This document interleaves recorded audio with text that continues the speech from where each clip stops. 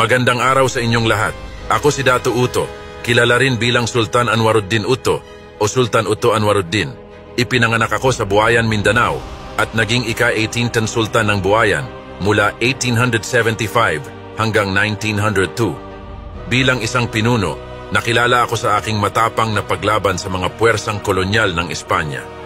Isa sa mga di malilimutang pangyayari sa aking buhay ay noong 1864, nang ako'y sumama sa mga rebelde ng Talayan laban sa mga Espanyol, kahit na ito'y laban sa utos ng aking ama.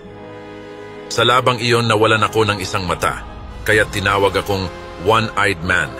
Sa aking pamumuno, pinalawak ko ang impluensya ng Buayan sa Cotabato Basin at nakipag-alyansa sa Sultan ng Sulu upang palakasin ang aming puwersa laban sa mga Espanyol.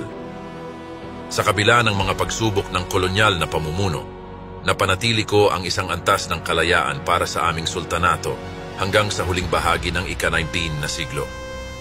Noong 1899, ipinasa ko ang trono sa aking pinsan na si Dato Ali, ngunit patuloy akong naging aktibo sa lokal na pamayanan hanggang sa aking pagpanaw noong Marso 1902. Ang aking pamana ay nagpatuloy sa aking mga tagapagmana na nagpatuloy sa paglaban sa mga Amerikano.